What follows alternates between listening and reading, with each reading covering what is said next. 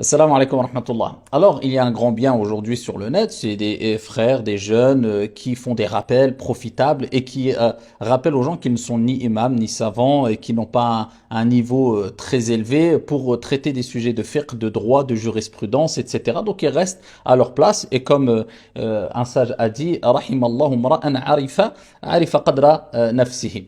Qu'Allah fasse miséricorde à une personne qui connaît quelque part son niveau. Ils sont restés à leur place. Mais le problème, c'est quand on a vu des jeunes et qu'on voit des jeunes qui ne restent pas à leur place. Ils se contentent pas de faire des rappels profitables en maîtrisant bien sûr le sujet, mais ils rentrent dans des sujets complexes quelquefois et des sujets de droit, de jurisprudence, des sujets qui tournent autour des 5 jugements connus, ce qui est obligatoire, interdit, recommandé, déconseillé et permis. Et ils se permettent de considérer des actes comme étant des innovations et ceux qui les pratiquent comme étant des innovateurs, tout en oubliant que ce qu'ils voient chez eux comme étant une innovation, eh bien, c'est considéré chez de grands savants qui ont marqué l'histoire et qui ont fait partie des pieux prédécesseurs, hein, comme étant une sunna.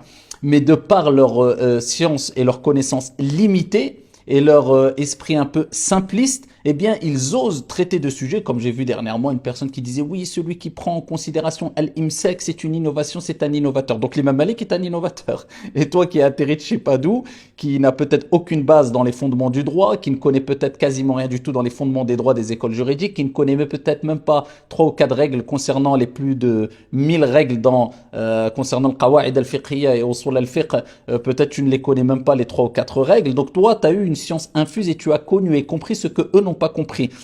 Et Sadaqa Rasulullah sallallahu alayhi wa sallam, il yaqul, idha lam tastahi fasna' ma shi'ta. Si tu n'as pas de pudeur, fais ce que tu veux. Et certes, a dit vrai celui qui a dit man hurima al-usul, hurima al-wusul. Celui qui est privé des bases, des fondements, de manière générale, des fondements du tafsir, du droit, etc., est privé du but ou de l'arrivée. C'est pour cela qu'il est important de rester à sa place. Rahimallahu mra'an 'arifa qadra nafsihi, comme il est dit, qu'Allah fasse miséricorde à une personne qui connaît son niveau de science quelque part. Donc il est important de comprendre que quand on voit des imams et des prêcheurs simplifier, vulgariser des sujets, ce n'est pas parce qu'ils ont un esprit simpliste ou parce que le sujet est simple. Non, c'est parce qu'ils ont réussi à comprendre la complexité du sujet qu'ils ont réussi à simplifier et vulgariser le sujet. Ça ne veut pas dire que le sujet est simple pour que tu simplifies le sujet. Et aujourd'hui, malheureusement, on voit des gens qui simplifient les sujets, la compréhension des sujets, et ensuite ils vulgarisent avant d'avoir compris la complexité du sujet.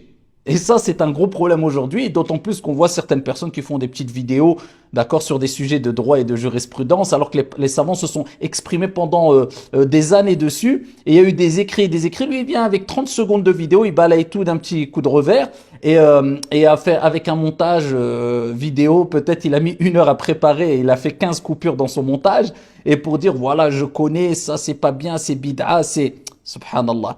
Et comme il est dit aussi une parole très importante, si seulement on la comprenait, chaque fois qu'une personne, sa science, eh bien, accroît, kullama zada ilmuk, qalla inkaruk. À chaque fois que ta science s'amplifie ou accroît, et, et plus ton rejet ton rejet des autres paroles ou des divergences diminue. Moins tu rejettes les paroles divergentes, plus tu acceptes la divergence. Donc quand on veut traiter un sujet, il faut connaître un minimum la divergence, barakallahu fikum, et comprendre qu'il y a simplement le fait de faire des rappels qui est profitable en restant à sa place, et le fait de parler de sujets de droit, de fiqh, et ça c'est beaucoup plus complexe. Et si tu rentres dans ce sujet-là, eh bien ici, réfère-toi à une école juridique ou à des savants, et dis tel savant a dit ça, c'est un avis dans une école, mais il y a divergence, et reste à ta place. Wallahu a'lam, qu'Allah vous préserve et qu'Allah azza wa jalla nous accorde une science bénéfique, modestie, et qu'Allah subhanahu wa ta'ala nous unisse sur la vérité. Wallahu a'lam.